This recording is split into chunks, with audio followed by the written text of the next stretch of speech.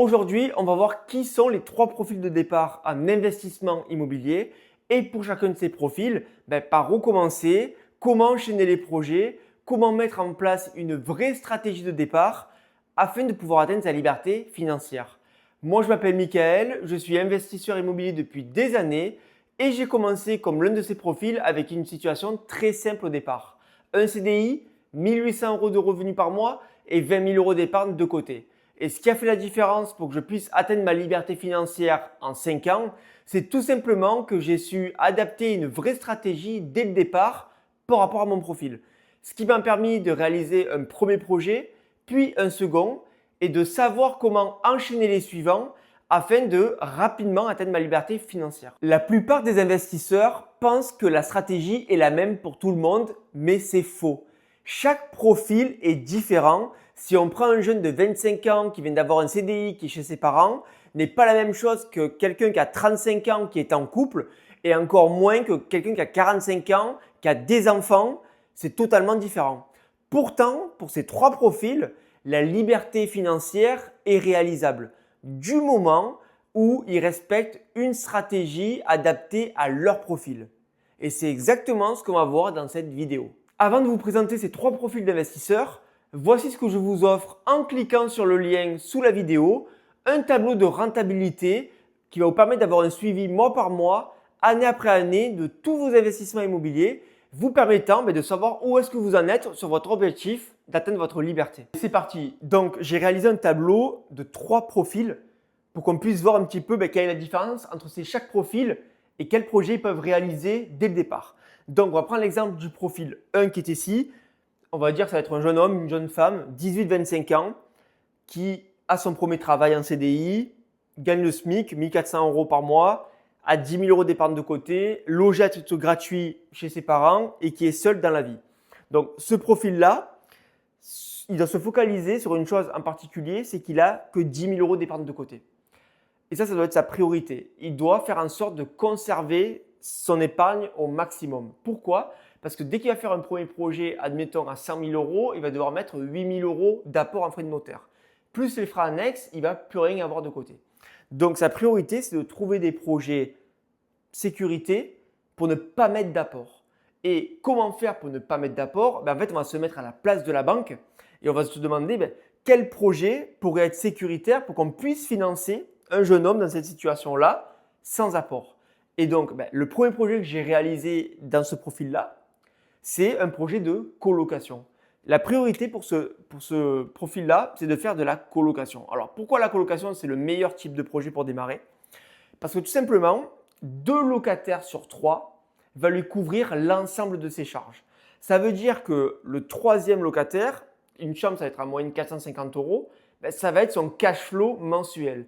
Et donc, lorsqu'il va présenter ce type de projet-là à sa banque, où ce projet va être entre 100 et 150 000 euros, avec 10 000 euros de travaux, donc on cherche à faire peu de travaux pour assurer la banque, 3 locataires et qu'on va expliquer ce type de projet, la banque va se dire d'accord, le secteur est intéressant, pas beaucoup de travaux, petit budget, il maîtrise sa capacité, c'est rentable, il y a du cash flow, je comprends pourquoi du coup il me demande de ne pas mettre d'apport.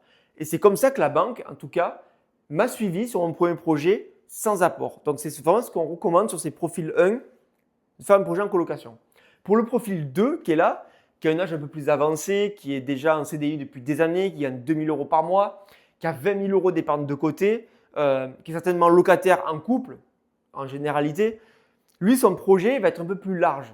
Du fait qu'il a déjà plus d'épargne, il va se permettre de pouvoir faire plusieurs types de projets. Lui, il peut faire soit de la colocation, soit il peut faire un projet longue durée, puis faire du saisonnier l'été dans des endroits touristiques pour augmenter son cash flow, ou il va pouvoir faire un tout petit immeuble de rapport, une petite maison à diviser dans un budget autour des 150 000 à 200 000 euros. Donc lui, en résumé, il a le choix entre la colocation, la longue, donc je vais mettre LCD, LLD, et du coup un immeuble. Donc je vais mettre IDR. Et lui, pareil, il doit se mettre à la place de la banque. Comment il pourrait financer en demandant un minimum d'apport ? Donc lui, il peut se permettre de payer les frais de notaire. Mais il faut quand même qu'il respecte plusieurs choses. Le fait que le projet soit rentable avec du cash flow. Donc, pour ça, s'il veut vraiment faire des projets le plus rentable possible, c'est de faire le mixage entre LDD, LCD. C'est vraiment des projets qui fonctionnent bien. Alors, pas que de la location courte durée type Airbnb toute l'année parce que la banque sait que c'est volatile, mais expliquer et mixer que la longue durée, pendant 10 mois, ça permet de payer toutes mes charges et que les 2 mois de l'été, ben, c'est des mois bonus, c'est-à-dire vraiment où on va pouvoir faire x2, x3, x4 sur ses loyers. Ça s'explique et la banque sera OK. Il peut se permettre de faire un peu plus de travaux, 20 000 € de travaux, et en fait, il va peut-être payer les frais de notaire, mais il va lui rester la moitié, 10 000 € d'épargne de côté pour sa vie de tous les jours. Donc ça, c'est des projets qui sont intéressants pour démarrer avec du cash flow tout de suite. Troisième profil, 35-45 ans, âge encore plus avancé, CDI, meilleur salaire, meilleure épargne de côté, déjà propriétaire de sa résidence principale et avec des enfants. Lui, son projet, il est encore plus large et il va se focaliser sur un type de projet précis qui va être l'immeuble de rapport. Pourquoi lui, c'est plus intéressant l'immeuble de rapport? Parce que la banque va le suivre encore plus facilement du fait qu'il est propriétaire, qu'il a des revenus, qu'il a une épargne plus élevée, qu'il a même des enfants. Tout ça va faire en sorte que son profil va être encore plus sécuritaire pour la banque. Donc lui, IDR, ça peut être tout simplement un immeuble 200, 300 000 € avec 4-5 lots exploités en longue durée, courte durée, voire même colocation sur la surface. Donc voilà, ça c'est un profil qui va pouvoir aussi investir peut-être tout de suite en société au lieu du nom propre.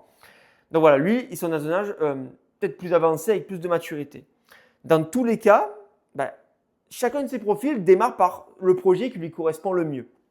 Par contre, lorsqu'on veut enchaîner, on va se rendre compte qu'après, on va se regrouper vers un même type de projet pour atteindre sa liberté financière. Exemple dans le profil 1, lui, son second projet ensuite, il va pouvoir, du fait qu'il n'a toujours peut-être pas forcément plus d'épargne, refaire un projet de colocation. Parce que ça va lui permettre de ne pas mettre encore d'apport. Il va pouvoir faire aussi un différé d'emprunt qui va lui permettre pendant 1 an de ne pas payer de crédit, mais de se reconstituer de l'épargne. Ça, c'est super intéressant. Et du coup, il va augmenter son cash flow. Et lui, au fur et à mesure des années qu'il va augmenter ses revenus, son épargne, il va pouvoir faire en effet ensuite des projets type immeuble, soit en nom propre, soit en société. Mais c'est vraiment ces types de profils-là qui va lui permettre en fait de pouvoir atteindre sa liberté financière. Le profil 2, c'est pareil, il commence par ce type de projet et lui, il peut soit continuer, soit passer directement à l'immeuble de rapport pour ensuite enchaîner des immeubles. Donc, vous l'avez compris, la stratégie sur le long terme, c'est l'immeuble de rapport. Tout simplement parce que rien que la valeur du patrimoine de ce bien-là va être beaucoup plus forte qu'un appartement seul. Et donc, plus tard, au bout de 4, 5, 6, 7 ans, quand ils vont vouloir revendre le bien pour arbitrer et faire des projets plus gros, rien que la revente va être beaucoup plus forte avec beaucoup plus de cash disponible pour enchaîner. Surtout que aussi les immeubles, on achète on a un seul crédit pour 4, 5 peut-être locataires. Donc, on réduit aussi ses chances en fait, de ne pas être payé. Et donc, la banque, sur le long terme, ne pose pas de problème pour pouvoir financer. L'indicateur, c'est souvent de mettre du coup de l'apport, les frais de notaire. Et attention à la valeur des travaux parce qu'au plus il va y avoir de travaux, au plus la banque va certainement demander d'apport par rapport à l'échelle de risque. Ça peut être aussi par rapport à la ville dont on investit, etc. Mais voilà du coup la combinaison qui peut arriver. Et sur le profil 3, vous l'avez compris, lui il va continuer avec des immeubles de rapport de plus en plus gros sur le long terme jusqu'à pouvoir atteindre aussi sa liberté financière. Donc voilà l'exemple de ces 3 profils qui n'ont pas le même du tout profil de départ, qui n'ont pas le même premier projet, mais qui sur le long terme vont faire les mêmes types de projets pour pouvoir atteindre leur liberté financière. Et donc, dans une prochaine vidéo, je vais vous expliquer complètement la stratégie à mettre en place pour pouvoir complètement mettre en place en fait pour chaque profil sa stratégie de départ. Parce que la finalité, c'est que, vous l'aurez compris, peu importe le profil, ils ont la même stratégie d'atteindre la liberté financière. Donc, dans la prochaine vidéo, on parlera de ce sujet-là.